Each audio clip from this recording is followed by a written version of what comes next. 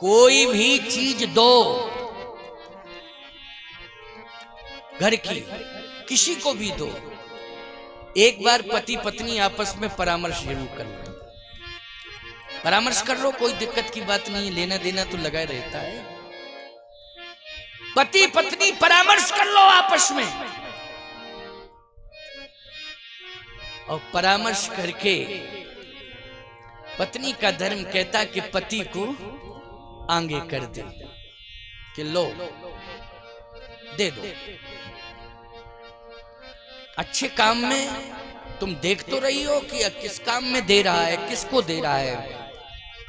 अगर आपको ऐसा लगता है कि ये जुआ खेलने के लिए ले जा रहा है तो बिल्कुल मत दो, मत दो। नशे की आदत पड़ गई है, हो सकता है कि नशे की लत पड़ने के कारण इस धन को ये दुरुपयोग में लाएगा। रोक लगा दो, मैं कह रहा हूं। लेकिन यदि अच्छे कार्य के लिए पति कुछ सोच रहा है कि हमें ये दान करना है या हमें ये वस्तु देनी है, किसी का भला करना है, तो उस समय पत्नी का ये धर्म कहता है कि पति को प्रोत्साहित कर दे और स्वयं पति पत्नी मिलकर इस कार्य को पूरा करें। यही है हमारे यहाँ की सनातन धर्म की परंपरा। ये सनातन की परंपरा है।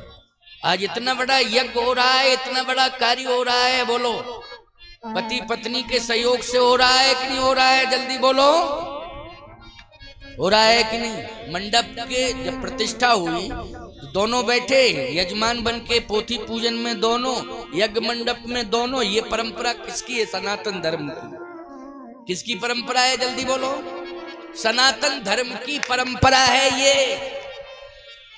जितना पति पत्नी में प्यार, अगर सात्विक प्यार देखा गया है प्यारे धर्मों में, तो सबसे ज्यादा सनातन धर्म में देखा गया है। इतना सात्विक प्रेम पति पत्नी में और किसी धर्म में नहीं होता जितना सनातन धर्म में होता। इसलिए हमारा सनातन धर्म कितना उदार है, कितना उदार है। एक बार हम क्या बतावें आपको। एक घर में हम पहुंचे तो पति पत्नी में बोलचाल बंद था 6 महीने पहले से, बातचीत ही नहीं करते थे। अब हम पहुंचे तो पति दौड़ के आया, प्रणाम किया, जल लाया, कुछ मिष्ठान लाया और आरती भी लेके आ गया। तो जल मिष्ठान लाया तो हमने कुछ नहीं कहा, लेकिन जब आरती लेके आया तो हमने कहा मायके चली गई क्या वो? भाई हमने पूछ दिया, हमने कहा क्या बात है, मायके चली गई है क्या? तुम आरती अकेले क्यों कर रहा है, कहाँ है वो? कहे महाराज यही है। तो हमको और शंका हो गई। हमने कहा उसको पता नहीं है कि महात्मा आए, पता है कि नहीं? बोले महाराज उससे सब कुछ पता है। तो मैंने कहा क्या बात है, वो शाम तुम्हारे साथ क्यों नहीं आई? कहे महाराज जी अब आप महात्मा हो, आपसे क्या छिपाएं, 6 महीने से बोलचाल बंद है। हमने कहा मैं आरती नहीं कराऊंगा, जब तक बोलचाल नहीं करा दूंगा तब तक आरती नहीं कराऊंगा। भाई जब बोलचाल कराऊं तब तो आरती कराऊं। नहीं ऐसी आरती करना किस काम का है कि मैं तुम आरती कर दो और आरती करा के मैं चला जाऊं और ये कहूं भाड़ में जावे ये परिवार। क्यों भाई? नहीं नहीं, मैंने कहा ऐसी आरती वारती हम नहीं कराते, गलत बात है। अब हम आ ही गया, हमने कहा पहले से पता होता ऐसा तो हम सोचते नहीं कि भाई पति पत्नी दोनों अगर हम समझाने में लायक हो जाएंगे, हम सामर्थ्यवान हो जाएंगे तभी जाएंगे इस घर में। तो विचार करते, अब तो आ ही गए। भाई पहले सोचते कि भाई हम समझाने में सामर्थ्यवान हैं कि नहीं, कि हम असफल हो गए अगर समझाने में तो बोलो हमारी प्रतिष्ठा दांव पर लग जाएगी कि नहीं लग जाएगी? जल्दी बोलो। कि हम गए तो लेकिन समझाने में असफल हो गए, लेकिन अब आ गए तो आरती दोनों करेंगे, तब आरती करवाऊंगा। बोले महाराज जी आप ही कहो, हम तो नहीं कहेंगे। हमने कहा ये और दिक्कत की बात है। अब हम ही को सब करना पड़ेगा। बोलो भाई, हम ही कहें कि आजा तू आरती कर ले इसके साथ। मैंने कहा कि तूने तो धर्म संकट में फांस दिया मुझे। बोले महाराज आप ही फंसे हो, हम नहीं फांसे। आपने क्यों कहा कि वो कहाँ गई? नहीं तो हम चुपचाप कर देते, दक्षिणा दे देते हो। लेकिन आप ही बोले कहाँ गई वो, क्यों नहीं आई, कहाँ मायके गई क्या? आप ही ने तो लंबी बात कर दी है, बात बढ़ा दी, तो अब आप जानो, आपका काम ना। मैंने कहा मैं कहूंगा, नाम जानता था मैं, पहले से परिचित था उस परिवार से। नाम लेकर के मैंने कहा फलानी फलानी देवी। अब भाई कुछ कह दूं, नाम ले दूं, जो नाम था, हो सकता उस नाम की यहाँ बैठी, तो यही होगा महाराज, जानबूझ करके हमारा नाम लेकर के मंच से कह रहे। क्योंकि ऐसा है, हिंदुस्तान में जितने भी नाम है सनातन धर्म में देवियों मिल जाते हैं। क्यों भाई, बहुत से नाम मिल जाते हैं। तो उन्होंने कहा आओ फला फला देवी, कहाँ हो? उधर से चली आई, गुरुजी गुरुजी गुरुजी गुरुजी। प्रणाम करने लगी। हम का रुक, ऐसे कैसे प्रणाम कराऊंगा? 6 महीने से तुम्हारा दोनों का बोलचाल नहीं है,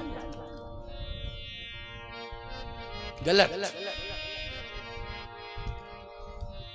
कहे गुरुजी कुछ कारण होते हैं। उनका कारण बताओ। उसने का कारण यह है, ये झूठ बोलते हैं,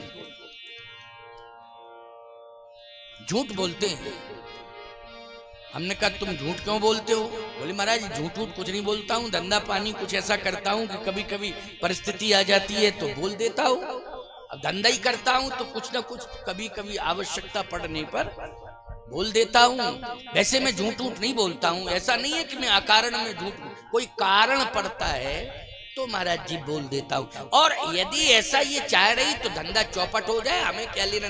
हम बिल्कुल हरिश्चंद्र जी के से भी आगे सत्य बोले। हमने कहा अच्छा? बोले हाँ महाराज, धंधा बंदा चौपट हो जाए। लेकिन हम तो इसलिए बोलते थे कभी कभी। लेकिन ये झूठ नहीं बोलती है क्या? मैंने कहा तुम बोलती हो झूठ? बोले मैं तो बिल्कुल नहीं बोलती हूँ। उसने कहा महाराज जी अभी मायके गई थी, उधर से 1-1 तोला की झुमकी बनवा के ले आई। तो मैं आपको बता दूं, 1 तोला की झुमकी तो इनके बाप की थी और एक दूसरी झुमकी हमारी थी, हमारे पैसे की थी। हमने कहा तुमने क्या पैसा दिया था? बोले महाराज दिया नहीं था, खर्च के लिए जो देते थे उसी में से बचाती रहती थी। और उधर से जब आई तो पूरे मोहल्ला भर में कह रही हमारे बाप ने ये बनवाया। हमारा नाम नहीं लिया कि एक बाप का है एक हमारे पति का है। क्यों भाई, बात तो सही है।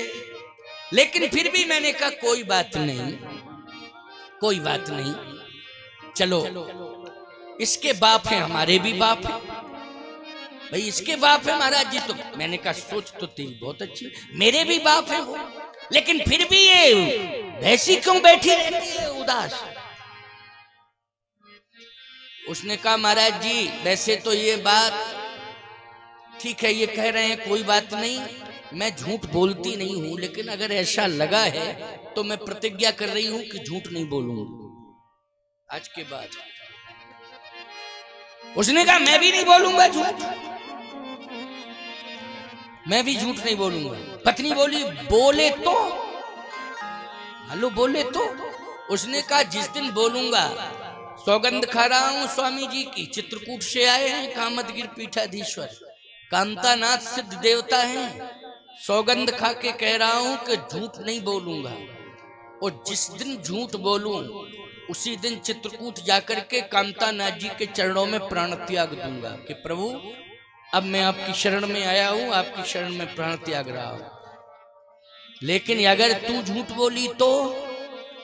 उसने भी कहा कि मैं भी चित्रकूट जाऊंगी, कामतानाथ जी से कहूंगी कि मैं झूठ नहीं बोल रही हूं। यदि मैं झूठ बोलूं तो उसी दिन कहूंगी कामतानाथ जी से कि मैं विधवा हो जाऊं।